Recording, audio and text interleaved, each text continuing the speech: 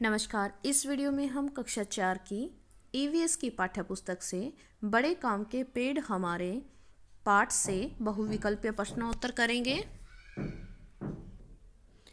प्रश्न नंबर 1 है, पेड़ पौधों से हमें कौन सी जीवनदायिनी गैस प्राप्त होती है? और इसके लिए विकल्प हैं carbon dioxide, helium, oxygen, carbon monoxide. इसके लिए सही उत्तर है विकल्प ग, ऑक्सीजन। पेड़ पौधों से हमें ऑक्सीजन गैस प्राप्त होती है। और प्रश्न नंबर 2 है, कुछ पौधे हमें दालें देते हैं, कुछ मसाले, कुछ औषधियाँ तथा कुछ अनाज। अनाज देने वाले पौधे कौन से हैं? इसके लिए विकल्प हैं गेहूँ, अरहर, हल्दी, केला।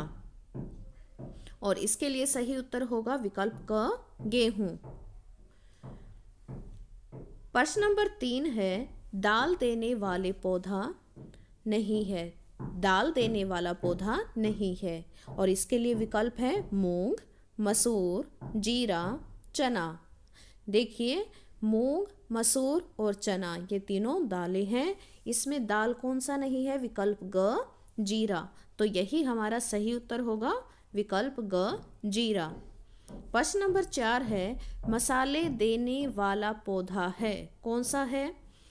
विकल्प हैं जीरा, काली मिर्च, हल्दी, उपरोक्त सभी। तो यहाँ पर देखें, जीरा, काली मिर्च और हल्दी, इन तीनों को हम मसाले के रूप में प्रयोग करते हैं। तो विकल्प घ हमारा सही उत्तर होगा उपरोक्त सभी, ये तीनों मसाले हैं। प्रश्न नंबर 5 है, बीजों के अंकुरण के लिए जरूरी है। विकल्प हैं पानी, वायु, मिट्टी, उपरोक्त सभी। अब बीजों को अंकुरण के लिए पानी, वायु और मिट्टी, इन तीनों चीज़ों की ज़रूरत होती है। तो इसलिए हमारा विकल्प घ, उपरोक्त सभी, सही उत्तर होगा। प्रश्न नंबर 6 है, खेतों में कुछ पौधे अनचाहे होते हैं जो हमारी मर्जी के बिना उगाते हैं, वे पौधे कहलाते हैं। और इसके लिए विकल्प हैं खरपतवार, चौलाई, घास, उपरोक्त कोई नहीं।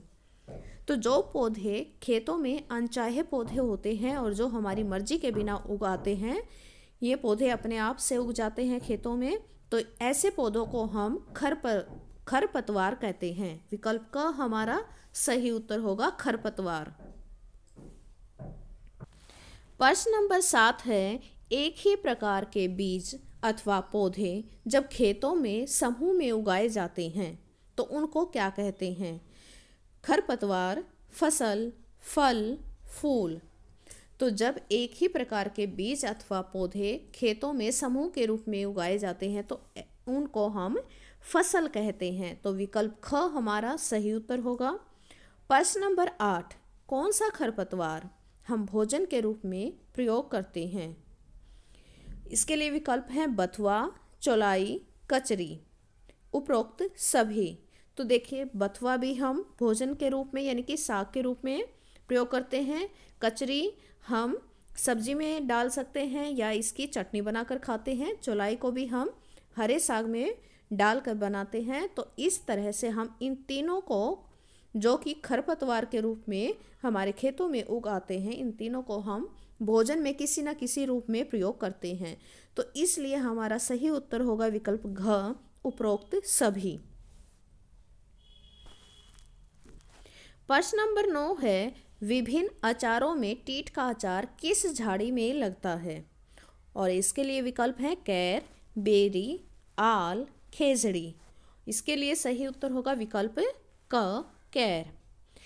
कैर के पेड़ पर ही, कैर की झाड़ी पर टीट का अचार यानी कि टीट लगता है। तो इन सभी प्रश्नों को आप अच्छे से समझते हुए याद करें और इनको अपनी कॉपी में लिखें। धन्यवाद।